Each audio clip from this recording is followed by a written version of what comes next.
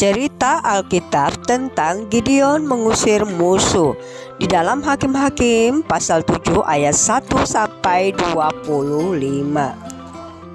Alkitab menceritakan Yerubbaal atau Gideon bangun pagi-pagi dengan segala rakyat yang bersama-sama dengan dia.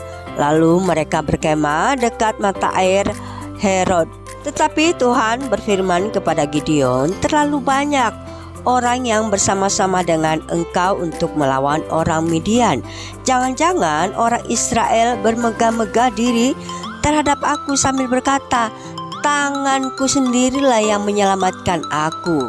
Maka katakanlah kepada rakyat itu demikian, siapa yang takut dan gentar, biarlah ia pulangnya dari pegunungan Gilead.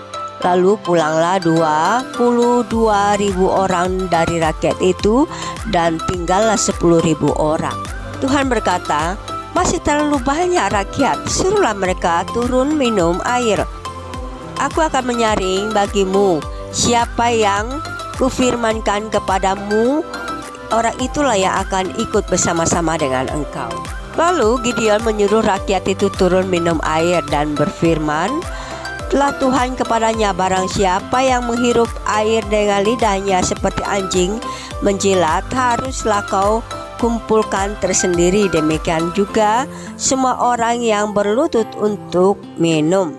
Jumlah orang yang menghirup dengan membawa tangannya ke mulutnya ada 300 orang, tetapi yang lain dari rakyat itu semuanya berlutut minum air. Lalu berfirmanlah Tuhan kepada Gideon, dengan ke-300 orang yang menghirup itu akan kuselamatkan kamu. Aku akan menyerahkan orang Midian ke dalam tanganmu, tetapi yang lain dari rakyat itu semuanya boleh pergi masing-masing ke tempat kediamannya. Adapun perkemahan orang Midian ada di bawahnya di lembah. Pada malam itu berfirmanlah Tuhan kepada Gideon, bangunlah, turunlah menyerbu perkemahan itu, sebab telah kuserahkan itu ke dalam tanganmu. Tetapi jika engkau takut untuk turun menyerbu, turunlah bersama dengan Pura bujamu ke perkemahan itu, maka kau akan mendengar apa yang akan mereka katakan tentang engkau. Lalu turunlah ia bersama dengan Pura bujangnya itu sampai kepada penjagaan terdepan laskar di perkemahan itu. Adapun orang Midian dan orang Amalek dan semua orang-orang dari sebelah timur itu berkelimpangan di lembah itu seperti belalang banyaknya, dan unta mereka tidak terhitung seperti pasir di tepi laut banyaknya. Ketika Gideon sampai di situ, kebetulan ada seorang menceritakan mimpinya kepada temannya. Katanya, aku bermimpi tampak sekeping roti jelai terguling masuk ke perkemahan orang Midian. Setelah sampai ke kemah ini, dilanggarnyalah kemah ini sehingga roboh dan dibongkar bangkirnya, maka runtuhlah semua kemah ini. Maka berkatalah temannya, tentulah itu cerita tentang Gideon, karena Allah telah menyerahkan orang Midian dan seluruh perkemahan ini ke dalam tangannya. Sesudah Gideon mendengar mimpi itu, sujudlah ia menyembah. Kemudian pulanglah ia ke perkemahan orang Israel, lalu berkata, bangunlah, sebab Tuhan telah menyerahkan orang Midian ke dalam tangan kita. Sesudah itu dibaginyalah ke-300 orang itu dalam 3 pasukan, dan ke tangan mereka semua diberikannya sangkakala dan buyung kosong dengan sulu di dalam buyung itu. Lalu Gideon menyampaikan semua apa yang mereka harus lakukan.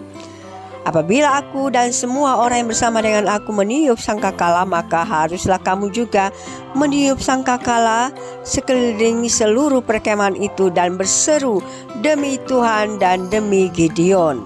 Lalu setelah itu ketiga pasukan itu bersama-sama meniup sangkakala dan memecahkan buyung dengan memegang obor di tangan kiri dan sangkakala di tangan kanan untuk ditiup serta berseru, pedang demi Tuhan dan demi Gideon.